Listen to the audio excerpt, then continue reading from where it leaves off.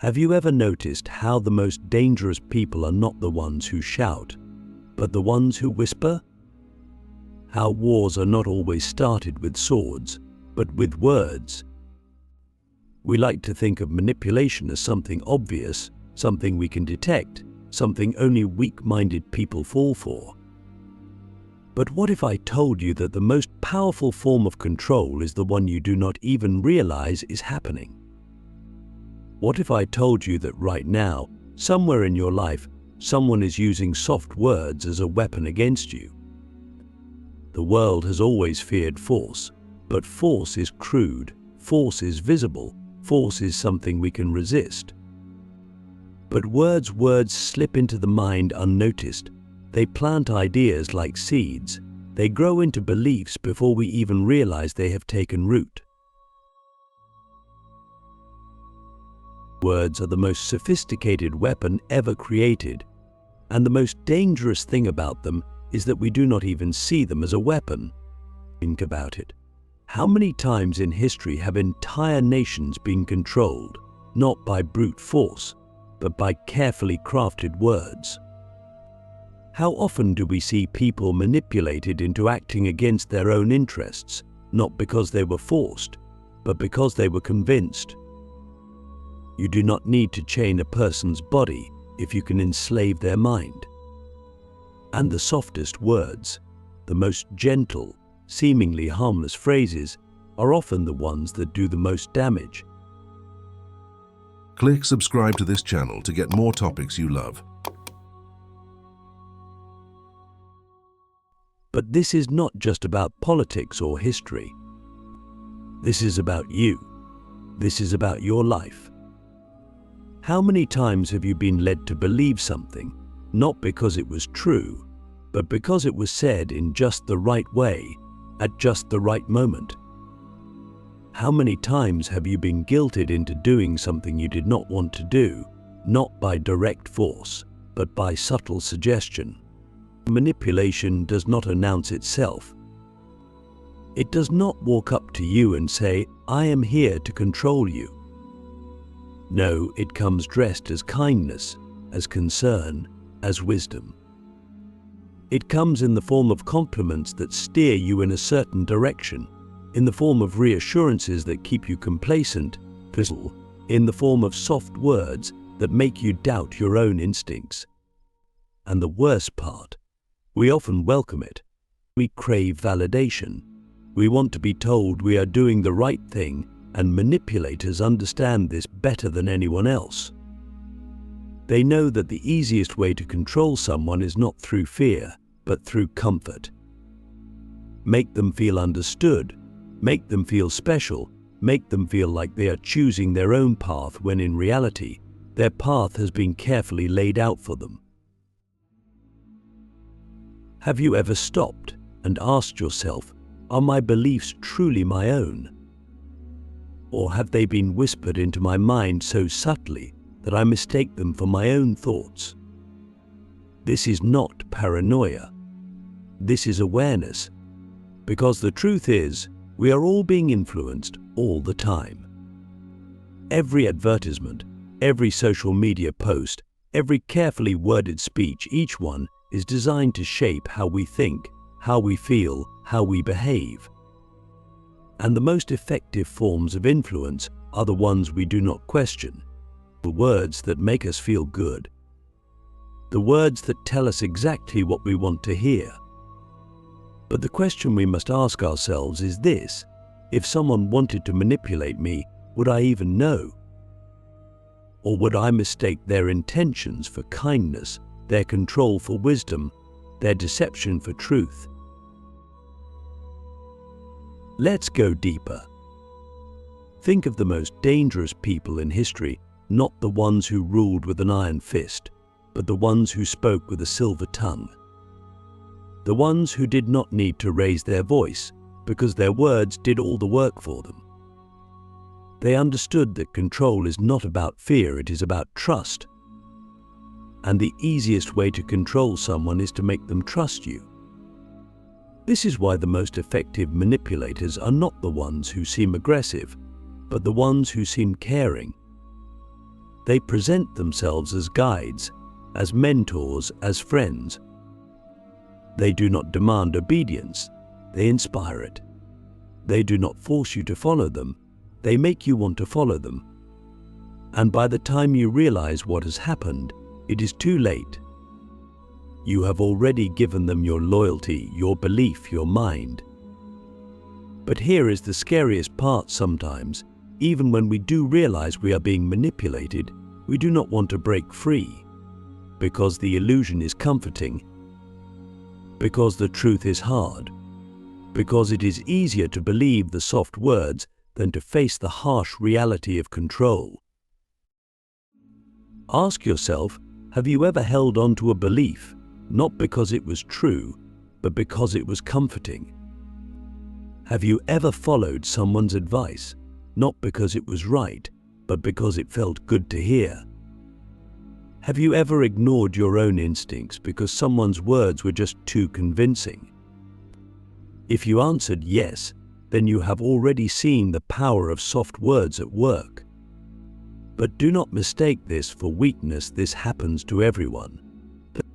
The greatest minds in history have fallen for manipulation, not because they were unintelligent, but because they were human. And the greatest manipulators understand human nature better than anyone else.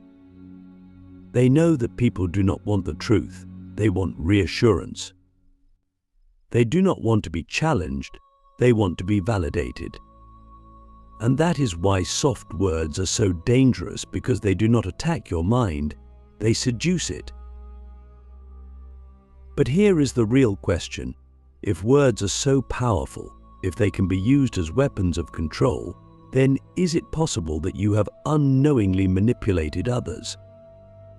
Have you ever told someone what they wanted to hear, not because it was true, but because it got you what you wanted? Have you ever framed your words in a way that guided someone toward a decision they might not have made on their own? If so, then you have already wielded this weapon yourself. And this is where things get uncomfortable. Because manipulation is not just something that happens to us, it is something we are all capable of doing. And if we are not careful, if we do not remain aware of our own words, we can become the very thing we fear. But what is the solution? If soft words are the most dangerous weapon, does that mean we should never trust words again? Does that mean we should be suspicious of kindness, wary of reassurance, doubtful of praise? No. The answer is not to reject words, but to understand them, and to question them, to analyze them before accepting them as truth. The most powerful defense against manipulation is awareness. Awareness of how words shape our thinking. Awareness of how language can be used to control. Awareness of how even the most innocent-seeming phrase can carry an agenda. This does not mean becoming cynical. It does not mean distrusting everyone. It means thinking critically. It means asking yourself, why is this person saying this to me? What do they gain if I believe this? Is this truth, or is this persuasion? And here is the final, most terrifying thought. What if the most dangerous words are the ones we tell ourselves? What if the greatest manipulator in your life is not some external force, but your own mind? Because the truth is, we lie to ourselves more than anyone else ever could. We tell ourselves stories to justify our actions. We convince ourselves that we are in control when we are not. We repeat comforting lies instead of facing painful truths.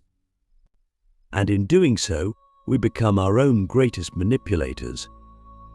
So I ask you, what words have you been telling yourself? Are they true? Or are they just the soft words you need to hear to keep yourself comfortable? Because manipulation does not always come from the outside. Sometimes the most dangerous deception is the one we create within our own minds. If you truly want to understand the most dangerous form of control, you have to stop looking for chains on your wrists and start listening to the words that echo in your mind. Words are the softest chains ever forged, invisible yet unbreakable, wrapping themselves around your thoughts, shaping your beliefs, but guiding your actions without you even realizing it. We think of slavery as something physical, something external, something forced upon us, but the deepest form of enslavement is the one we willingly accept, the one that does not feel like enslavement at all. Because when control is wrapped in soft words, when manipulation is disguised as kindness, when obedience is presented as wisdom, we do not resist, we embrace it. And the scariest part,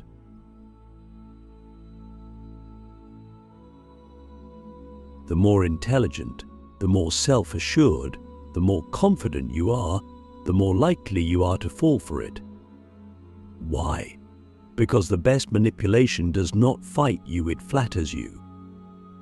It makes you believe that you are choosing, that you are in control, that the thoughts in your mind are entirely your own.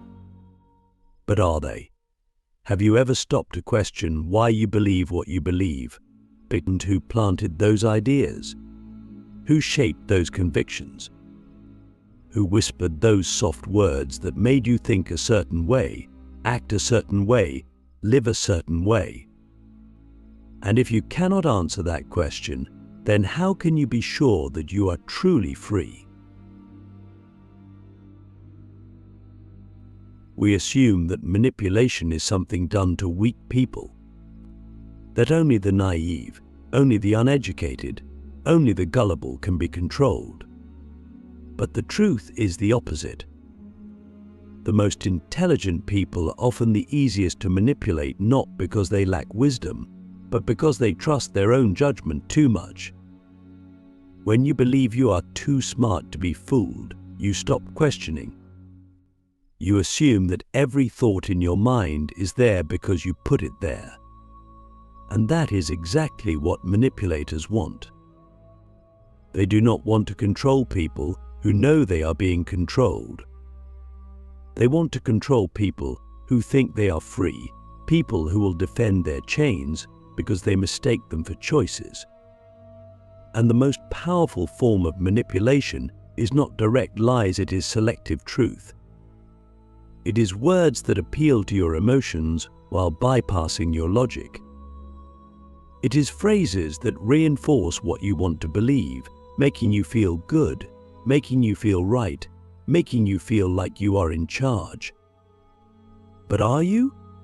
Or are you simply following a script that was written for you long before you ever realized it? Think about advertising. Think about politics. Think about religion. Think about the way society operates. Every institution, every movement, every ideology has one thing in common: they all use words to control. Not through force, not through violence, but through repetition, through suggestion, through carefully crafted messages designed to shape how you think. And once the words take root, once they become part of your identity, you do not need to be forced to obey, you obey willingly.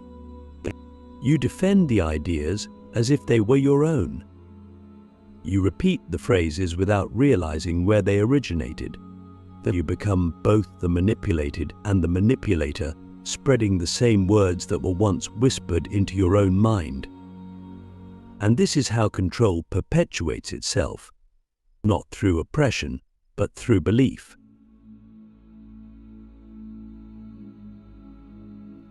But let's make this personal. Have you ever been in a relationship where someone used words to control you? Not by yelling, not by threatening, but by playing on your emotions, by making you feel guilty, by making you doubt yourself. The most dangerous form of emotional manipulation is not loud, it is quiet. It is the soft voice that makes you question your own sanity. It is the carefully chosen phrase that makes you feel like you are the problem.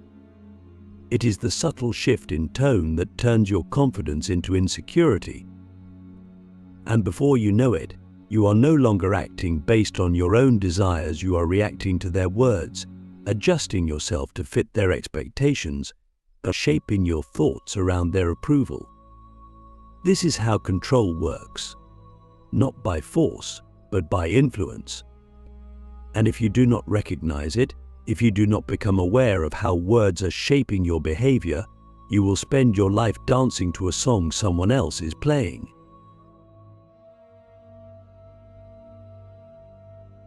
But let's go even deeper. What about the words you tell yourself?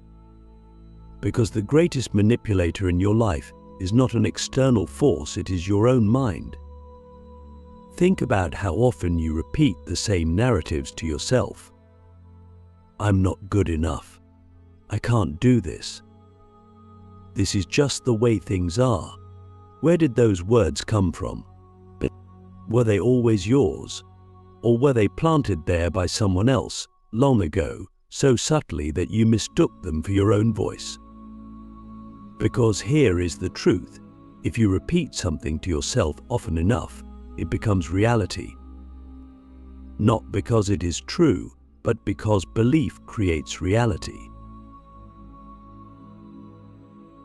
If you believe you are weak, you will act weak.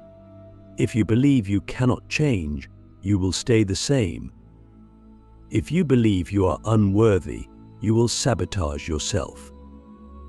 And once those words take hold, once they become part of your identity, they control you more effectively than any external force ever could. You become your own prison, your own oppressor, your own manipulator. And the most terrifying part, you will defend those words. You will argue for your own limitations. You will fight to keep your own chains. Because the mind does not like to admit it has been deceived.